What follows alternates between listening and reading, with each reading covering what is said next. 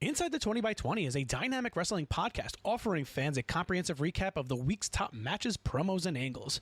With new episodes released weekly, this podcast offers wrestling fans with a perfect recap of all the action. Inside the 20 by 20 is a GDP production and brought to you by the TCR Network. Go to tcrnetwork.co for more information. The TCR Network presents the Tuesday Night Titans, Twitch's longest running eFed.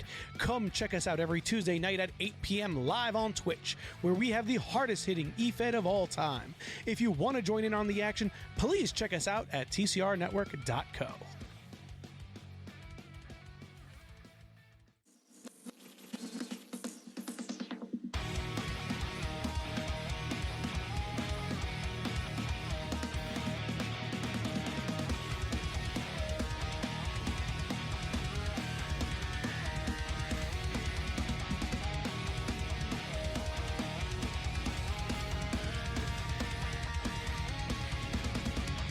What's going on, everyone? Welcome to episode 9 of Inside the 20 by 20. I'm your host, Mike Gambino, and we're here with the one and only Godmod Cross. Yo, what's good? And of course, our boy, Chris Santiago. What's going on, wrestling fanatics? Welcome to the madness. So, guys, it finally happened. The Tribal Chief has returned. I'll admit it, I was wrong, because I could have sworn it would have been Jimmy, but he did rake in over $1 million in merch sales overnight. So what did you guys think of the return? I know you're tickled pink that your baby daddy, the Tribal Chief, the OTC, has returned. And we all know OTC stands for One Tough Cookie, right? We're all in agreement on that? Not sure. That whole... Sure, yeah. I think he might have something different to say, but I think for the time being, I think that would make for a wonderful We'll get him on the show. We'll get him on the show to tell us... No. I want you guys to... lie. Hold on. I won't lie. He did look good. He did. He looked fantastic. He looked better. He looked refreshed. He didn't look tired. He did. Yeah.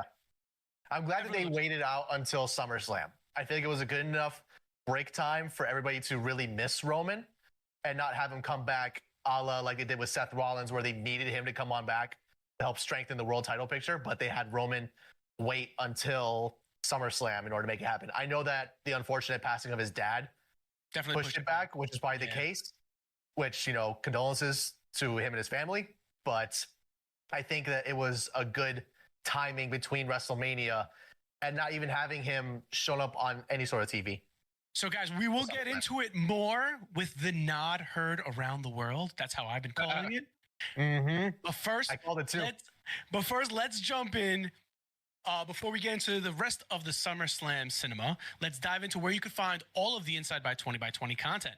You can catch our audio on Spotify, YouTube Music, and Apple Podcasts for your daily commute.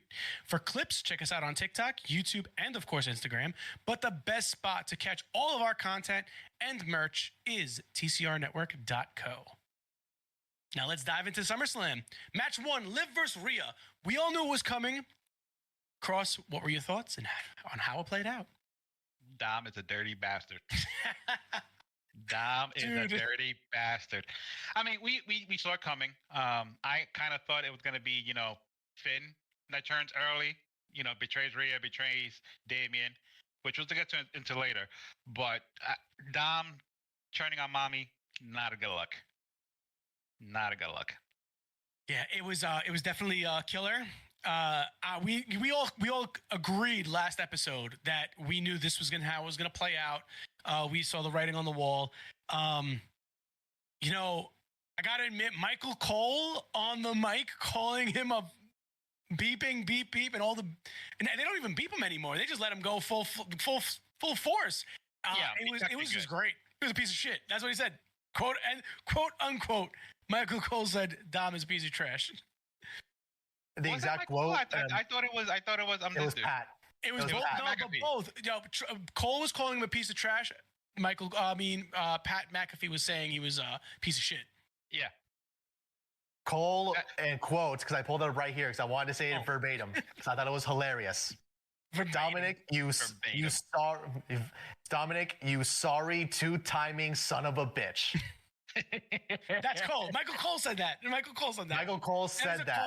That is a Coleism. I popped. I thought it was a hilarious reaction, and then followed with Pat McAfee's trademark, "You piece of shit." I thought it was great. Just both of their reactions. I mean, Corey Graves, I don't even remember what Corey Graves said, if he said anything at all. But just listening to Michael Cole and Pat just have that reaction, because Cole is already known to just diss Dominic whenever he's on screen. Pat just makes it hilarious. But this was just pure awesomeness, that reaction, which means just how, my opinion, how great of a segment it was to make that betrayal hurt just a little bit extra. And I mean, I even said it out to the group chat and to a couple other buddies, but I know Eddie is looking down from heaven, just smiling. Definitely.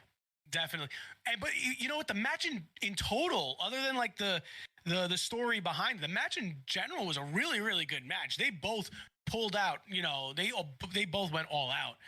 Even Rhea with that shoulder injury, I could have sworn it was, you know, I was like, yo, did her shoulder pop out? Now, there was a bump. It looked legit. Come on. It looked legit. It was real to me, damn it. It was real to me. It was one of those where she just threw her arm back so that her shoulder blade protruded a little bit. It looked real to me. I mean, I've never seen Is that what it was? I've never seen anyone who dislocated the shoulder run horizontally into an object to pop it back into place. Until last night. Vertically.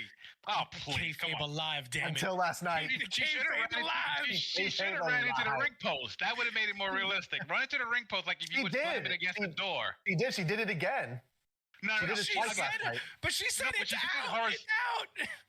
she did it horizontally into the turnbuckle. That's what I'm saying. What was she gonna do? Vertically? Was she gonna jump like wee and just knock it on the dude, just go back to the go to the corner, go to the corner and just slam it like you would into a door. Nah, it went it made it so much better because then they showed the announcers cam like as a replay to their reaction of her running her shoulder into the announcer table. It was great. Speaking of which, the ref cams. Oh, why? You know, something new. It was different. I kind of was excited to see how it would play out, but I don't think they gave it enough attention. Like it wasn't great. It wasn't great though. It was just. I don't know. It didn't make sense. You know what? All right. So perfect. Thank you for bringing this up, Carlos. It doesn't make sense. But then when you have the beginning of the match done in the cinematic aspect of the beautiful, you know, the 8K? The 8K, and then you go to freaking.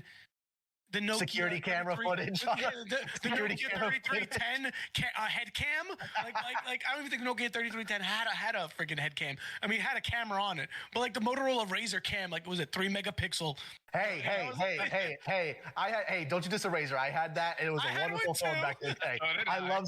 I loved closing that thing shut every single time. I had one too, but the camera was horrible. You're showing your age. Stop it. Oh, stop it. You're older than all of us. I am older than all of y'all. That's what I'm saying. Stop it, because you're making me feel old. You know what I mean? All right. But yeah, the ref cam was... The I-90. What about the next one? I love my I-90, but let's not even get onto that. The ref cam is stupid. I don't think it works. I mean, in football, yes. In baseball, they need it. In basketball, okay. But in professional wrestling, it kind of takes away the mystique from the ref being, you know, visually there. Everything. I was waiting, and I was waiting to see all over the internet refs staring at butts and them getting called out. That's what I was waiting for. I was waiting for the ref to get called out. Yo, why were you staring at Liv, or why were you staring at Rhea? You know, like I was waiting for that. Once I saw the head cam, I was like, oh, we're gonna get some good content. But it didn't happen. Luckily, that would have been great. That would have been entertaining. I think they tried seeing close up, you know, from the ref's point of view. I think they wanted to try out the visuals because they only showed it maybe like 3 times last night, and I think they even probably realized through the broadcast they're like, yeah, this doesn't look all that great because they stopped it after the Seth and Punk and McIntyre match. They kind of like canned it. They canned it. Because you're right. I mean, it just didn't. It just didn't work. Well, because also the referee in itself is supposed to be a part of the match where they can be oblivious. So you throw in a camera, and it kind of takes away that, not so much the mystique like you're saying, Cross, but more so just like the idea that the ref is supposed to be like not able to have eyes in the back of his head. Like everything is supposed to be able to happen when the ref's back is turned. I mean, pretty soon we're gonna have instant replays to see what the ref missed to turn over. Which is great, by the way. You know what? And I know we're getting a little off topic. You know what? I'll get back to it later. The ref's gonna go 20 by 20. He's gonna do a 20 by 20 square, and then that's it. And call. You know what? I don't know if it was on the rope. Let's go back to the replay and let me watch it. No, but they have those kind of replays, after the match. That's fine. Like they've done it a couple times, but they see the video replaying of what happened, and the ref rarely but has shrugs restarted the match because they saw something after the fact. But if we're under the impression that the referee's call matters, then it shouldn't even be an issue. It's like, don't even bother with that stupid cam because I don't want to see what the referee. So, but you know what? We all did agree that Liv was going to win and Dom was going to turn on Rhea. It was sad to see Mommy cry. But with the next match, we actually saw some happy tears. Braun Breaker, like we all said, was going to defeat Sami Zayn. And not to mention the Steiner brothers were in attendance in the crowd and acknowledging their nephew and son's victory and becoming the new IC champion. The match was great. I thought it was great. It was rather quickly. It was kind of a... The match is what it should have been in Money in the Bank. It should have been. Yes. Yeah, exactly. quick. That's the match that Braun should have had in the beginning. Yeah. Just give him that quick, and we called it in the episode in our last podcast episode where Money in the Bank should have been ideally a squash match to really establish Braun's dominance. Yeah. And it wasn't. And then now we kind of got that for SummerSlam where Braun was just like, I'm not screwing around this time. Spear, straps off, beat your ass down. 1, 2, 3. Yeah, they put up a little bit of a fight in the first, It did. Well, it did. For a little couple of minutes. It did. But again, Braun Breaker is being, touted as the monster that he is, and he should act like it. Mm-hmm. Now, the real question that comes up is, how long do you think he's going to hold this title for? Oh, he's going to have the belt for a while. I don't think there's anyone on the roster. What about Dragunov? Yeah, that's what I was thinking about that. Ilya Dragunov will probably be his next opponent or the good opponent for him. I think Dragunov is going to be his next opponent, which will lead into WrestleMania. Because how awesome would it be to have Gunther, Dragunov hold both 2 major titles. And of course, the IC title is a major title. I don't care who says what about it. It's a mid-card title, but it is a major title. Hold on, let's take a step back. Who says the IC title isn't a major title? Well, because a lot of people who don't believe mid-card titles are big titles. Yeah, secondary titles. The IC title is usually the stepping stone to world championship status.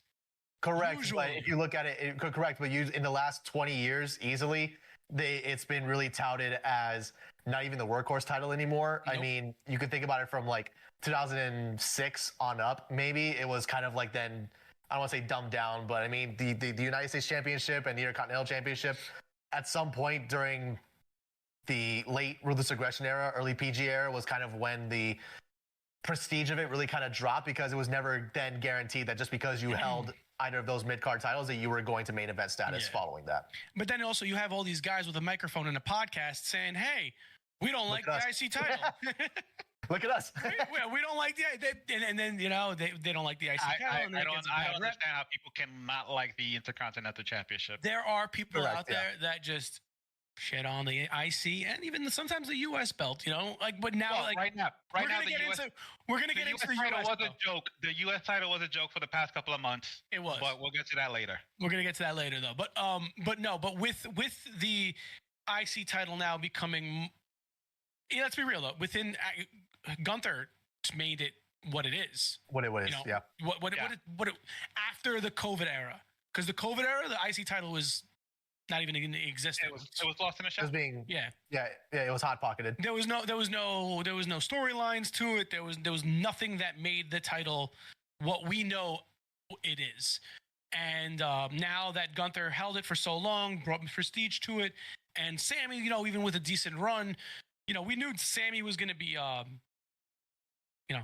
transitional champion. Let's just say. I love the guy to death. But I think Braun is going to is solidifying it as what it was. It's more now. It's back to that workhorse title.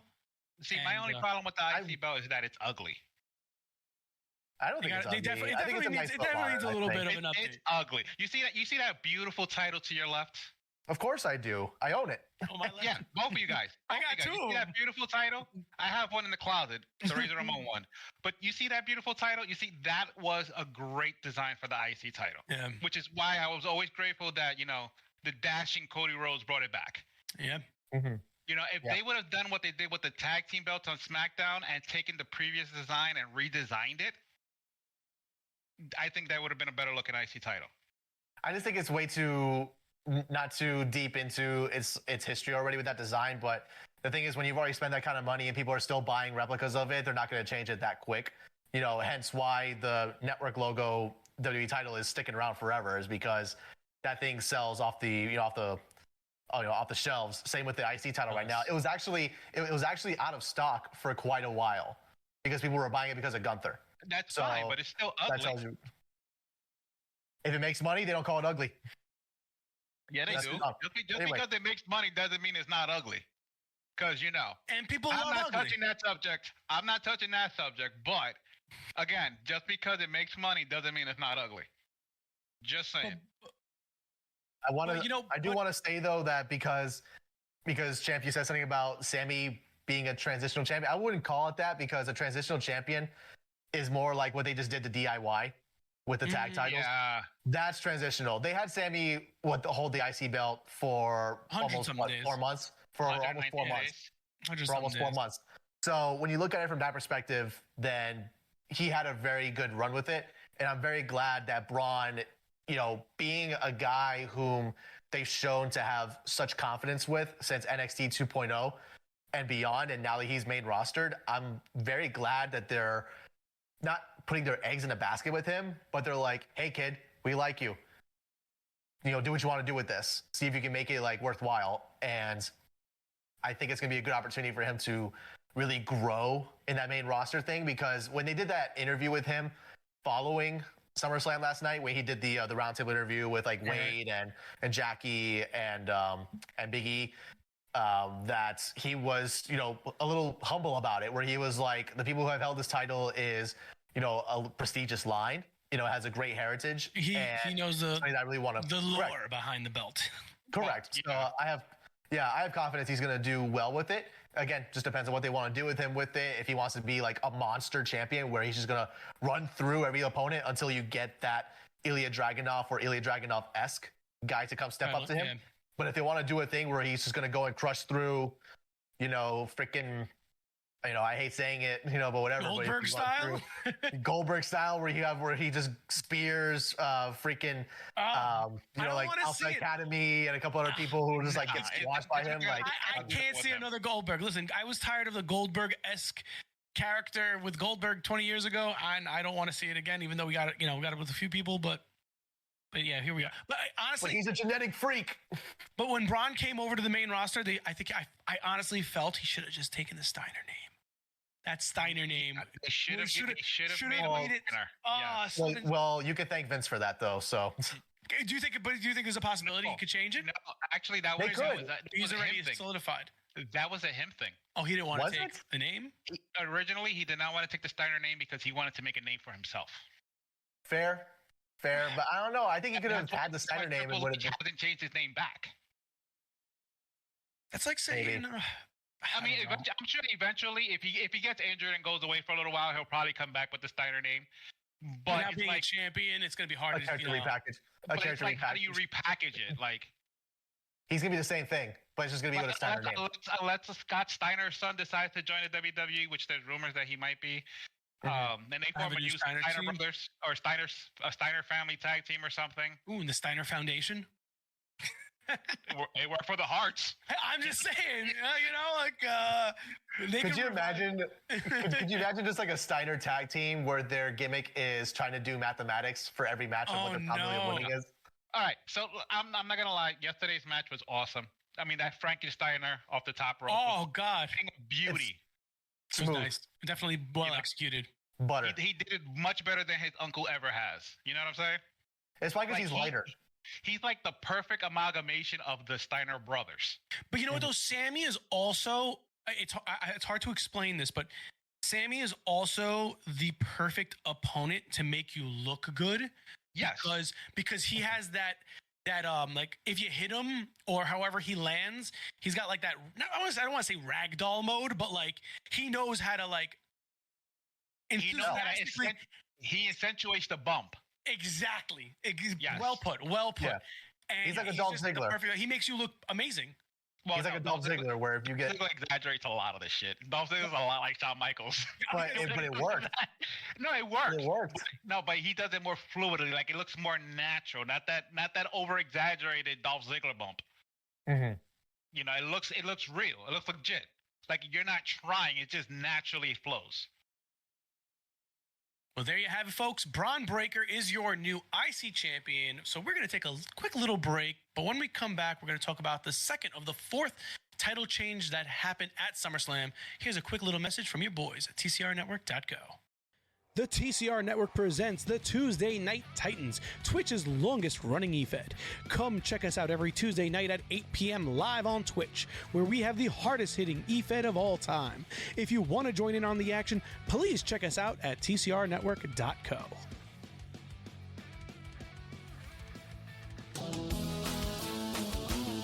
All right, and welcome back to Inside the 20 by 20. We are up to Logan Paul versus LA Knight, the second of 4 title changes that happened at SummerSlam 2024. Guys, we knew it was going to happen. Thank everything that is holy that Logan lost the title, and finally we're going to see the belt defended as it should be on a more frequent basis. But what did you guys think of the match overall? It was a good match. Logan's biggest mistake was bringing out that douche, Machine Gun Kelly. MGK. I did not expect to see him there, honestly. Honestly, I did not think expect that was like his downfall. That just solidified his loss. Like, dude, MGK lost to Eminem. Now you're bringing out that loser to help you lose LA Knight. Like, come on. At home, and the crowd was chanting, F you, Logan. Paul. You know, F you, Logan. That was hysterical. Which is crazy. Yeah. Once I saw that, I was like, oh, he's definitely losing. Just because you're at home doesn't mean people have to like you. Yeah, it does. No, it don't. I would hope, at least. No. I know, like, NYC could be pretty mean, but, like, I would hope I get rooted on if I came home. No, I could definitely see you being the guy who walks in. I would definitely New York City is my home. Boo. And I get throw people start throwing fucking vegetables throw at tomatoes. me. Throw tomatoes. BLTs, some Yitos, some bacon, egg, and cheeses. Some pizza get thrown at me. All right, so back to the match though. So LA Knight almost killed Logan off of the top rope, right? Like Whoa! That's mean. That's mean. As he takes a swig of water. Yeah, no, Logan has done a bunch of messed up things in this world, you know, that do not fall right on any communities. But with that, got to give it to him though. That flip to the outside of the ring was pretty dope. It was well executed. I don't take nothing away from his athleticism. I just don't like the guy. Yeah, same. You don't have to like him, but you don't have to like him, but you can respect his work ethic. You can not like him and not respect him. I don't have to respect not a goddamn thing. You just said you do though. No, I didn't. You say you admire his athleticism. I admire his athleticism doesn't mean I respect him. Oh, come on. Don't give me that whole tomato difference. Come on, dude. No, I agree. Listen, just because Hulk Hogan could do a leg drop doesn't mean he's a good human being. Exactly. But we're not talking about having to like the guy. I'm talking about respecting their work inside the ring. I'm not defending nobody. I'm not defending anybody. But there is a lack of one time. But listen, there is also a lack of inside the work of inside, you know, his ring work, because he's only wrestled 2 freaking matches as United States champion. Like, come on. Get out of this ring, drop the title. Thank God he's going to disappear. Unfortunately, we're going to see the Prime bottle still everywhere because it's there. Yuck. But still, it's. I'm just so glad that he lost. And then what about LA Knight's mess up when he hit the pole, when he tried hitting the car window with the pole and it just like skidded off? Like fed back at him, bong. It's like oh shit, I gotta do this again. It's like a Looney Tunes cartoon where he tries to hit it and it bounces, hits him back in the head. Bong. Yeah, it's like, oh shit, didn't expect that to happen. It was bulletproof glass, that's why. It was, yeah. I want to. It was tinted glass, though. Tinted glass doesn't shatter that easily. I hope he knew that. I mean, unless you throw a spark plug at it, then it'll break. Then it'll break. Yeah, exactly.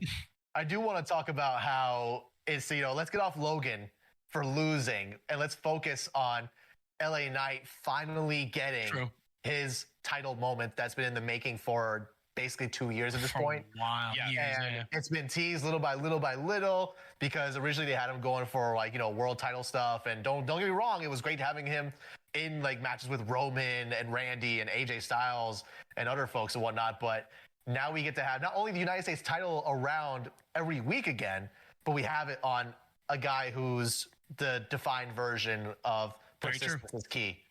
Yes. And this guy has been working in the industry for 20 plus years, and now he's wearing official, you can call it second. He's in the history books for a major championship belt. Correct. Yeah, because whether or not you want to have his $1 million title reign in NXT mean anything or not, now he is a holder and a person in the lineup of United States Championship reigns, which is fantastic. I don't appreciate how you're knocking NXT titles to the main roster titles. That's just not cool because NXT at times was a lot better than the main roster. They were. However, a lot of people don't credit a lot of people don't credit his $1 million championship as an actual championship run. What are you holding there? What's a Triple H doll? Thanks for Triple H. I mean, doll action figure, right? Action figure over there somewhere. But let's congratulate and give LA Knight his flowers for defeating that scumbag that is Logan Paul. Hold on before we go. Hold on before we go. We have to just give it one time. Yeah. Come on, Cross. Just do it. All right, now we can move. Yeah. There it is. All right, Bayley versus Nia. Bayley, the third of 4 title changes of the night. I did not expect Bayley to powerbomb Nia. That powerbomb. It was amazing. Of the night. Of the night. That was a powerbomb heard around the world. That just goes to show you how. It would have been good if she dropped her after she picked her up or directly in the corner. But the fact that she had Nia on her shoulders and walked an extra 6 steps before putting her down. People don't give credit to how strong Bayley actually probably is. Bayley does a lot of weightlifting, so she is a strong one. So the fact that she did that, and she's beautifully thick. You had to go there. You just had to go there. Yes, I do. Yes. I had to. I just had to. She's worked hard for that body, okay? That not true. But again, I think we said it last episode where I'm upset still that they didn't give Bayley her appropriate run as champion. I could see her still fighting back. And I don't think she's going to be out of the picture completely. Do you guys think she's going to be gone or no, not at all. No, I can see them doing. Go ahead, Chris. Sorry, I was going to say I can definitely see them doing a thing now where obviously winner Nia Jax, she is now your WWE Women's Champion. I could definitely see it being kind of like an anglish where she holds it for a few months. Tiffy maybe winds up still taking it from her because she is Money in the Bank, and we kind of saw that a little bit last night. Yeah. But then just kind of, because I'm not going to lie, throughout the whole entire post-match, I was just waiting for Tiffy to crack Nia on the skull with the briefcase as like a screw you. That's what we talked about, right? We said there was going to be shenanigans, but then there was no shenanigans. And I was like, all right. But once he's still kind of shenanigans, he still ran in. No, but once Tiffy got her custom briefcase on Friday night, I was like, all right, she's going to be holding that briefcase for a minute. She's going to be holding that for a while. But also, I would have not been surprised at all if that would be used very quickly as a thank you for your gift, but thank you for your title even more. Yeah. So I can see them doing a thing where, I can see them doing a program where she takes the title off of Nia eventually, and then maybe she'll then drop it back to Bayley at some point. I can see that being a thing, but also, who knows, whatever Triple H has up his sleeve. I think what they're trying to do now, honestly, with that women's division, is to make Jade better so that she can take the title. Mm-hmm. Right now, they have her with probably the greatest women's champion on SmackDown's history, Bianca. I would say in WWE history at that. Not yet. She's almost there. She's up. Not yet. She's up there. She's one of the greatest. I think they have her working with Bianca to get better because she is still very green at times. Yeah. And I think she can possibly be the one to either take it off of Nia Jax or Tiffany Stratton, depending if when Tiffany catches in. I think Tiffany's going to be the next person in line because that revolves around her storyline with Nia. So I could see that being a thing where that pushes that story a bit further. She gets her first real title run, and then we hopefully. But as a successful cash in, because I don't see Tiffany getting a successful cash in. I do because even though the fans are behind her, I still don't see it for some reason. Why not? I can see where Champ is going, and I can also see where Chris is going. I can see where Champ is going because this is no longer he who should not be names era, who love the blonde bombshells. Mm-hmm. But I can also see what Chris is saying because Triple H loves his people. Yeah. And Tiffany is one of his people. I'm not even thinking about it being his people. I'm just thinking about what could further progress the story. What could further progress the story, and what better way to maybe have Nia then become a babyface in the future than have Tiffany cash in on her, takes the belt off, blah, blah, blah, blah, down the future. Nia would never work at the babyface. That's never going to happen. Really? You don't think? No. Maybe. Nia as a babyface? Who knows? But we know Bayley, unfortunately, lost the belt. Should have been a better run. And Nia is your new Universal Women's Champion. I mean, WWE. Wait, what? Champion. Sorry, not you. It looks like it's a gold. That's your second time in 2 weeks that you mentioned the Universal title. No Universal title anymore. When you go to the Universal title on the WWE website, you still no longer Universal title. There's no Universal title. It doesn't exist anymore. It does exist. Get it out of your vernacular. It's still real to me, all right? But all right, screw it. Let's get into CM Punk versus McIntyre with Seth Rollins as your special guest referee. I think we all did agree that McIntyre was going to win this. And he won it clean. And he won it clean, which is what makes me the happiest, is that he got a clean win, and it was a major win. That makes me very happy as a Drew fan. If you haven't noticed, they were mentioning that SummerSlam with Shawn Michaels as the ref 97 a lot throughout that whole thing. They did. Well, I think they wanted even the finish was the SummerSlam pin. Mm-hmm. I think they wanted to make sure that look them in the eyes. You know what I'm saying? I think the fans. I think they wanted to make sure that the fans understood the inspiration for this match, because if you look at it, what was the color scheme that Punk was wearing? Oh, he was wearing pink and black. He was wearing Bret Hart. Yeah. He was wearing Bret Hart. And if you look at Drew's attire, his entrance attire, albeit yes, there was green in it. It had all the spikes, just like Undertaker did in '97. And then same with Shawn and Seth's ref gear. Very cut off sleeves, the whole hair hanging out, everything. I'm sure Gambino was disappointed he didn't come out in the short shorts. He should have came out in short shorts. It should have been the shorts. The short shorts would have solidified that SummerSlam '97. That side by side. Yeah, that side by side. Say ring appeal. No, the real feel of '97. I'm not gonna lie. The bedazzled Jeff Hardy, was it go Jinko jeans? Weren't that bad? That was beautiful. That was those Y2J pants. Those are the UFOs, right? What are they called? What they used to call them back in the day? I don't know. They just look like bedazzled hammer pants to me. Yeah. But once the chair got involved, I was like, flashbacks, instant flashbacks. But then it didn't play out as we thought. I feel I might be the only one. I feel that Punk was a little, I'm not gonna say off his game, but I feel like it was a little bit of a weak.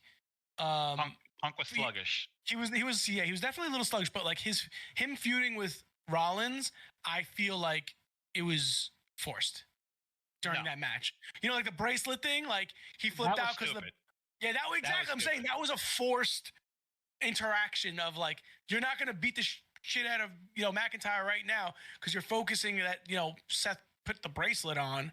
Like it was a little, I don't know, that didn't sit well with me. It could have been played out a little bit better. I'm okay with that, and I'll tell you why. Because it is the referee's job to make sure that the ring is clear of any hazards or anything in it that's not involved with the match. Hold on. So let me ask you a question. If it was a regular ref who put on the bracelet, did Punk have any right to attack the referee? He probably would have. No. It doesn't work. It doesn't work. It didn't work. I feel it was very forced. I don't know. I think you guys are Chris, getting come on, into bring the it on. That's what. Well, here, then let me bring it on. Hold on. It didn't work for Seth to put the bracelet on. But why not?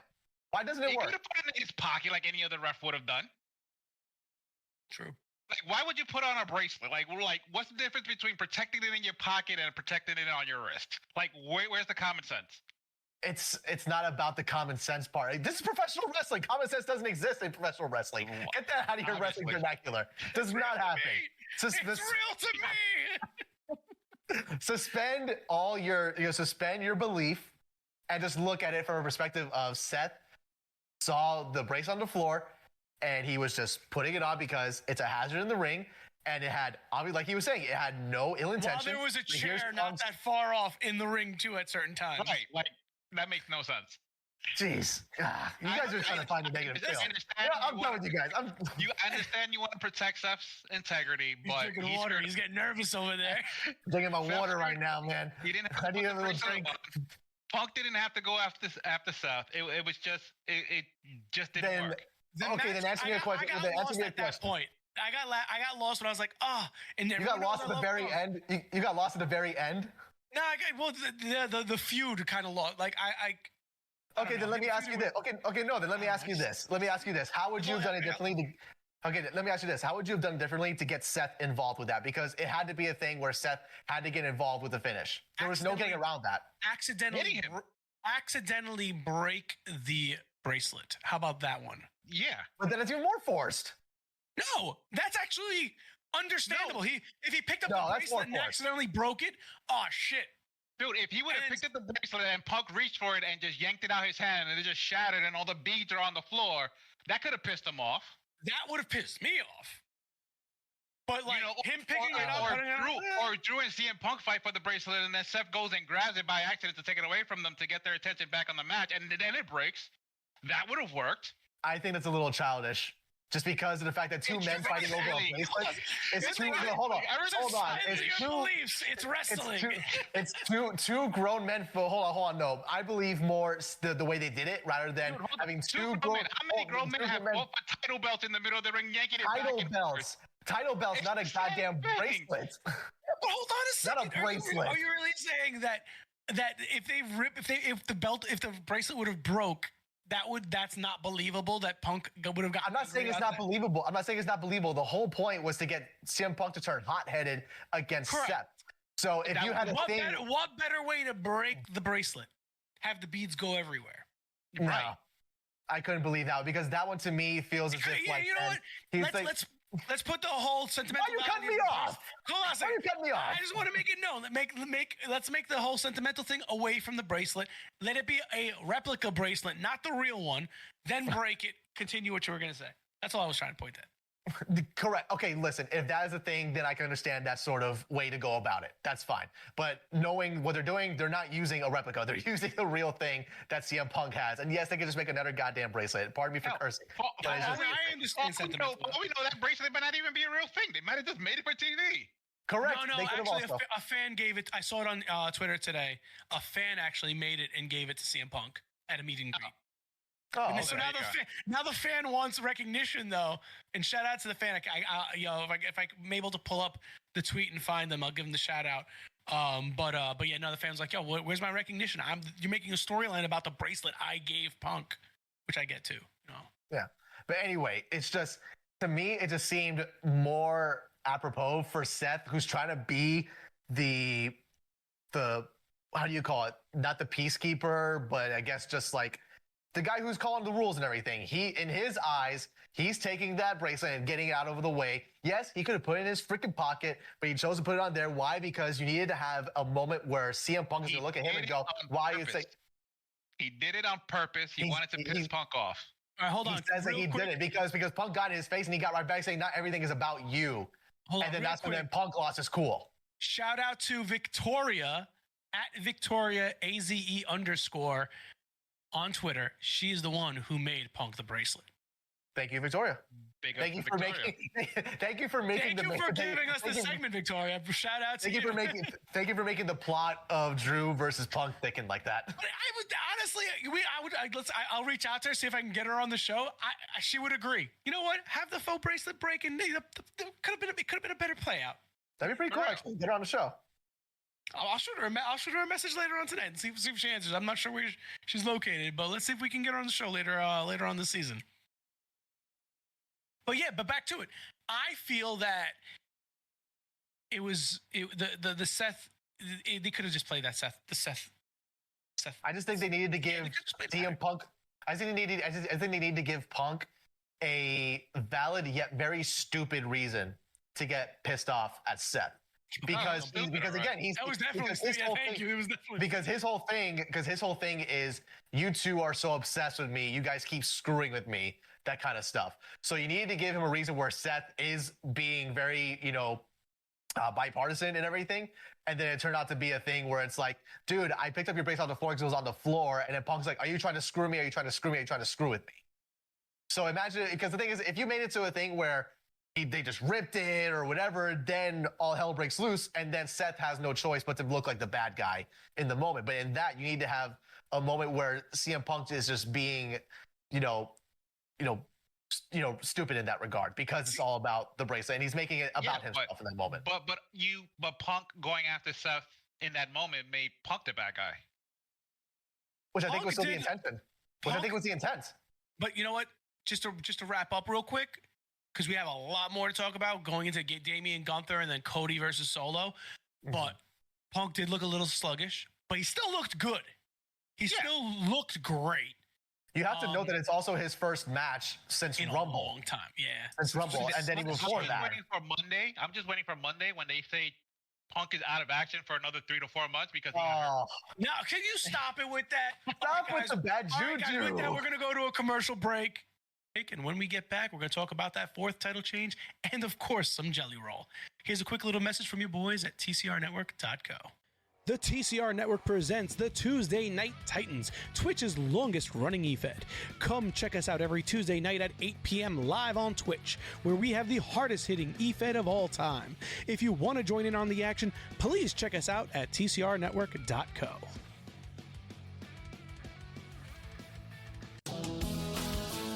All right, and we are back at it. Cross, this is your segment. This is your match. Damian Priest versus Gunther. Go. It's all you. Take the mic. I'm going to go take a break. I'm going to go sit on the couch for a little bit. Go vent.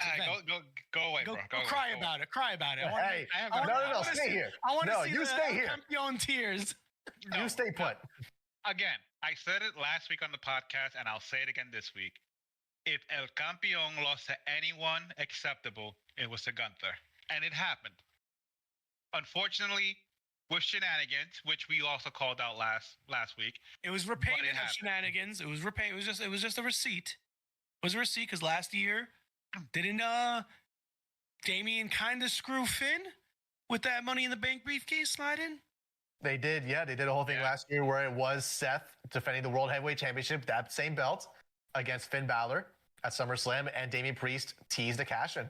Yeah. But it doesn't matter because Finn Balor hasn't held the world title since he lost the Universal title the day after he won it. He got stripped. Yeah. Yeah, he hasn't been in a world title picture since then. As far as I know, he's still the Universal Champion. True. No. It's the only reason why I got the red one. The only reason why I got the red one is for Finn. He got stripped. He was jealous of El Campeón. You know, he couldn't understand why everyone loved Damian and hated him.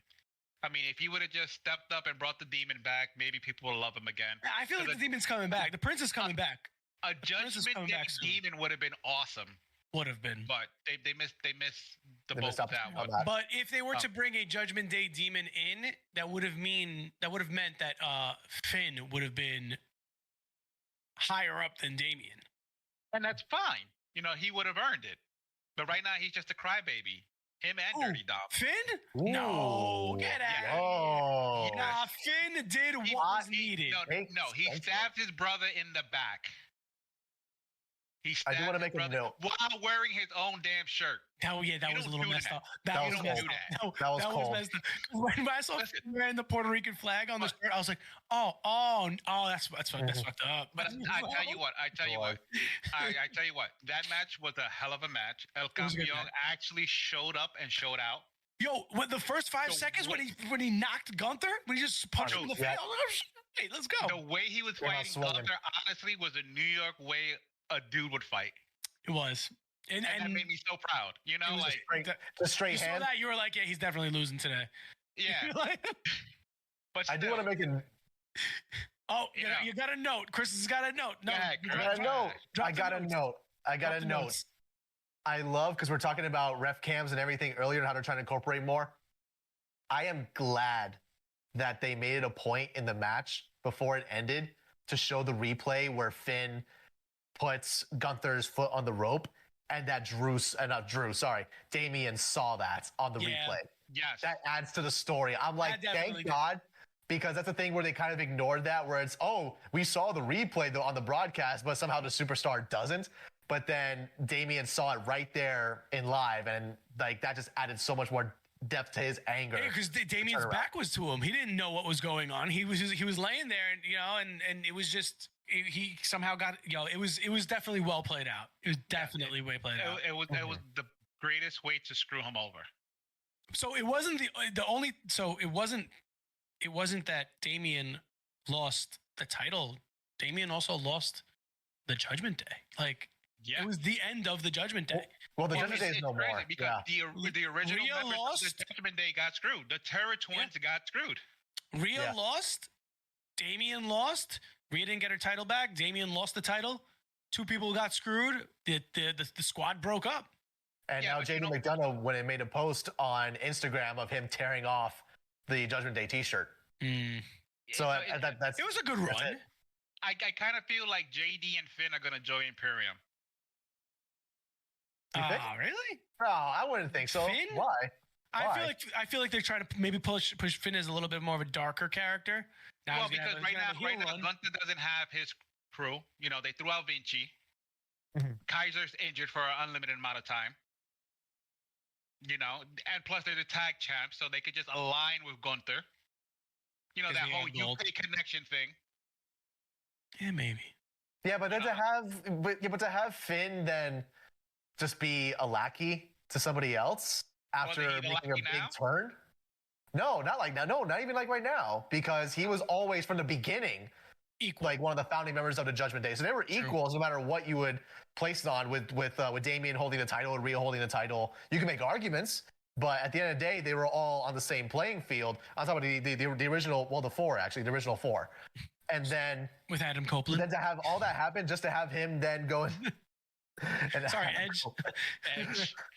And then, but then to have him go from that to then just joining Gunther, like what would that do for? And like I genuinely just want to know like what your reasoning behind it is. Well, because honestly, I don't see him as a world title contender right now. There's not enough story to push him that far up. You know, with at least with Damian and he was Money in the Bank, whatever.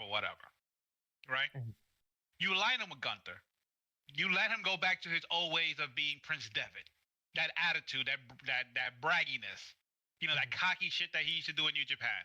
He can do that while he's aligned with Gunther. All right. And try to transform himself back into Prince Devitt. I mean, pre-Bullet Club day or even Bullet Club Prince Devitt. You know what I'm saying? You need that person to help him get there. And right now, him by himself with JD McDonough out of all people to help him, he needs that extra guidance.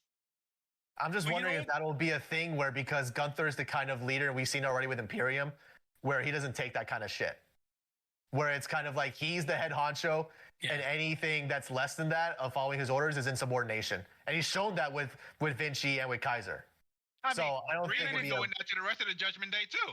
But if but Rhea didn't beat them. I also see though, if Finn did take that route, Demon Finn will never come back. Yeah. Even though it's been a while since Demon, I feel like this is the opportunity. Personally, I would love to see Finn somehow become part of the Wyatt Six. I know then it wouldn't be really the 6, I guess, but no. I don't know. I would love to see Demon Finn come back in a way to team up with them. Nah, I think but that's just me. Darkness it would be interesting to see how that played out. I don't see it happening.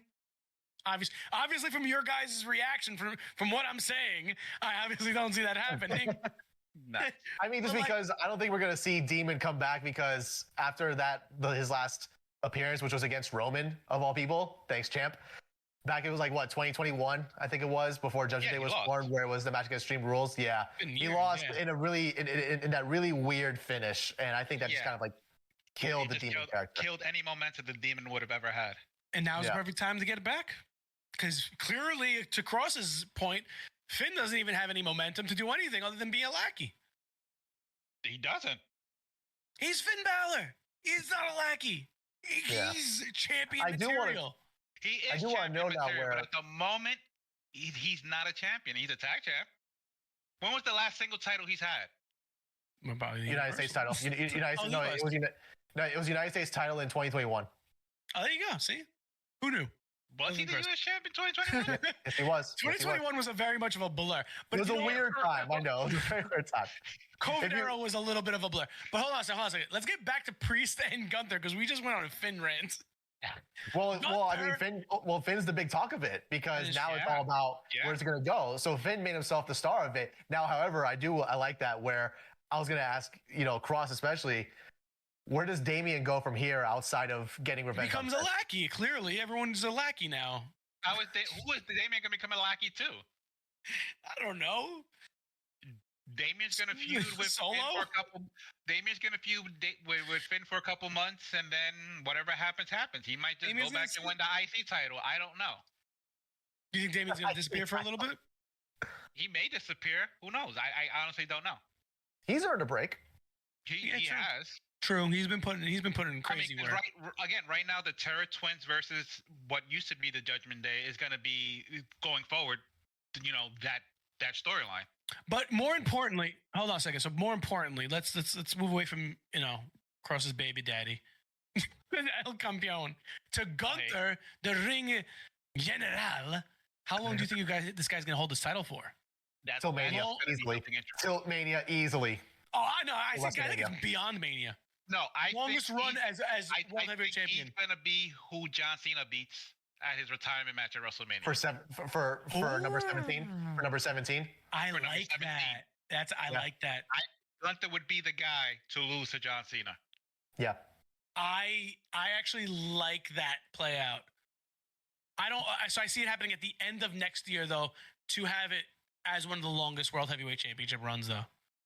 But then you have to give at least enough time for Cena to drop the belt. Not that much.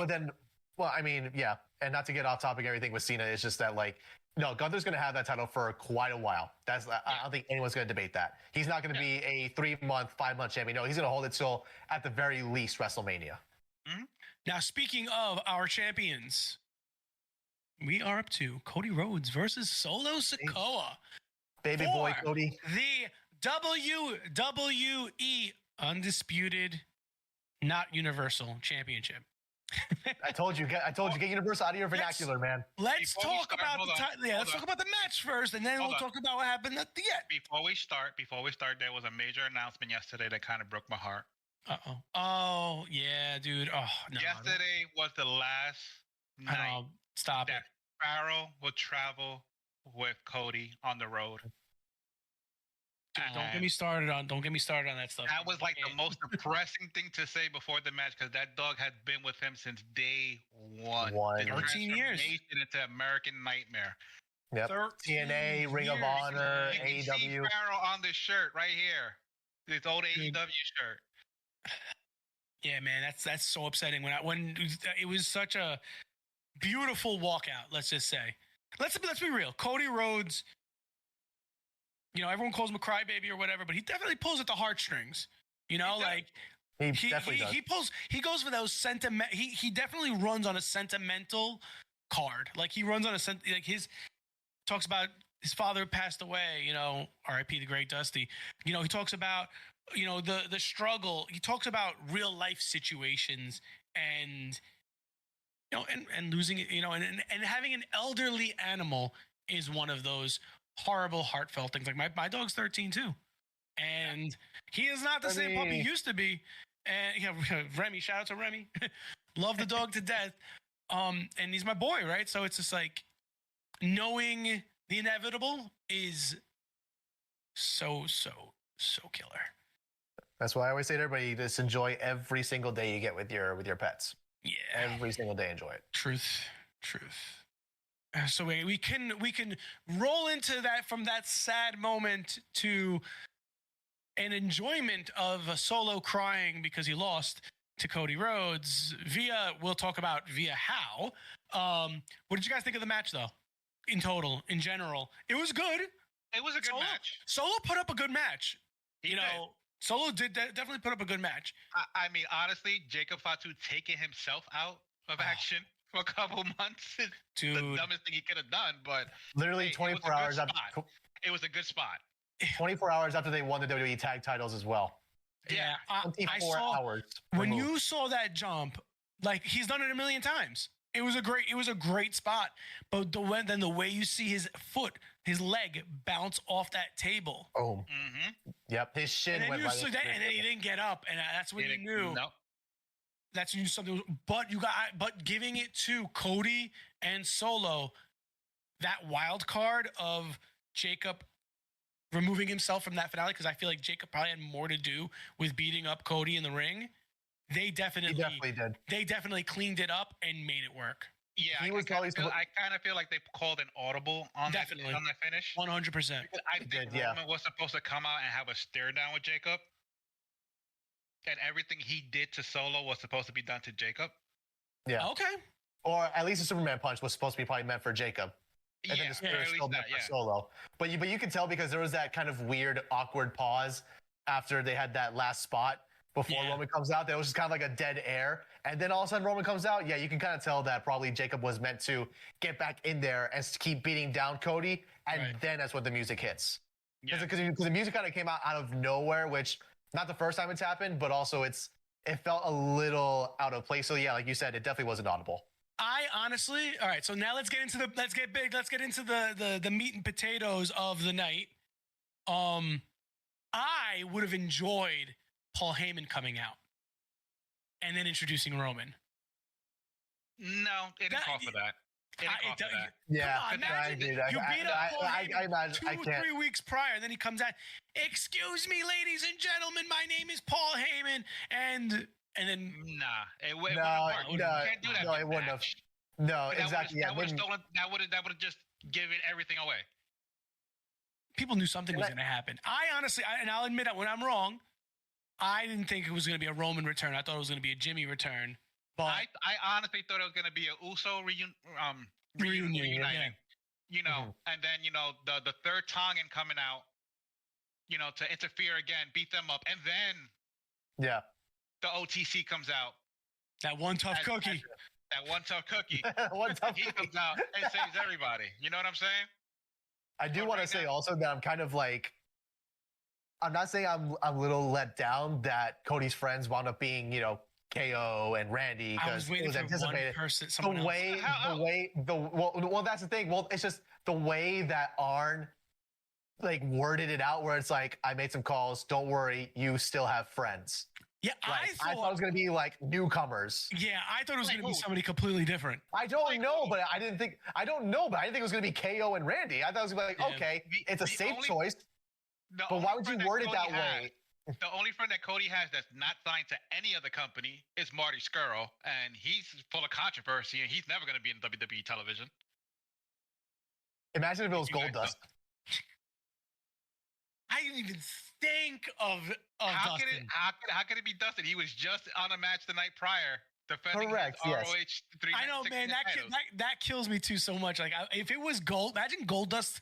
Imagine 24 Karat Productions just shows up in the the crowd. Listen, the crowd did erupt for Roman last night, but the crowd, or the whole stadium would have came down for I don't know. It's just correct. Yes, Cross. Who else could it have been? I get that, but it's the way that Arn Anderson worded it that made me go like, who do they have? Friends? Like kind of thing. Thought Jay would have came out. that would have made more sense because they are friends. Jay wasn't even on television yesterday, which is shocking. True. Yeah, right? Well, yeah, he wasn't even on. I wanted to see if maybe Ted DiBiase Jr. came out. Oh no, he's in prison, bro. He's not coming out anytime soon. He's in jail. I'm just thinking about who else could be Cody's friends. They're not posting Dale. Noah Jr. You know what I'm saying? He was a Samoan. He was part of Legacy. He could have came out to Cody. But I'm not going to lie. Who's the other guy that was in Cleveland at the time? Is another part of the NOI family or another part of the Zilla? Samoan dynasty? Zilla, yeah. He was in the crowd. He was in the crowd. Okay, he was in the crowd. Zilla would have been dope. I didn't see that because I saw Steve, Mr. Tesh, take a picture with him. So I was like, because that's where I went immediately. I was like, is it Zilla? Is it someone else that could have been like turned the tide for the Bloodline 2.0 I don't think he has any story though with Cody though. He doesn't. Correct. But again, because the thing is they made a point in the broadcast but they made a point in the broadcast to talk about how Cody's allies are all off the shelf. KO is off the shelf. Randy's off the shelf because the Bloodline took them out. So that's why I thought, okay, it could be somebody different. But you know what though? But as he was walking Pharaoh, there were a couple of black SUVs behind him. Mm-hmm. Which is also a given. I was like, I'm guessing it's going to be I guess it's going to be Roman. I was hoping it was for Roman. Yeah. I was hoping for The Rock to come out. Like, dude, surprise everyone and protect Cody so that you can have your match with him. Yeah. Or come out and beat the crap out of Cody. It was me, Cody. It was me all along. That kind of stuff. That's going to happen. That's going to happen with Roman. So Roman coming back and helping Cody and giving him that nod, an acknowledgement that, hey, I got you. I just saved you. I just saved your butt. Blah blah blah. That nod was cool. I'm not gonna lie. That nod is so cool because of the history. Like when you think about it, like that shows to me that the character of Roman Reigns respects Cody Rhodes. Cody. Yep. It's not all bad blood. And knowing that there's so many Roman fans out there that just hate and just constantly bash Cody, just knowing that now they might team up or they will team up, it just brings so much joy to my heart. And now that I know there's so many Roman haters out there who are now picking at the seams to cheer for Roman because now he's pro Cody. Listen. Oh man, I hate those guys. Listen, you're gonna show up and wrestle, I'm there. You're gonna show up and be a baby face, I'm there. Hold on. Are we talking about the guy who's supporting and acknowledging his tribal chief right now on this podcast? Is that what we're talking about? I don't acknowledge anybody. The guy who is right below me right now as a recording of this video, the guy who's named Mike Gambino. Am I below you or next to you? Because I don't know. We don't know exactly where I am. That's true. Hey, if you below him, keep that off the podcast. You know what I'm saying? Whoa. All right. So Roman comes back, ends the match, helps Cody win. Cody gets the pin. Cody's still the champ. Solo goes and cries. But let's be real. The biggest and best spot of the entire night, Jelly Rolls, 5-knuckle shuffle, and chokeslam was immaculate. He didn't mess anything up.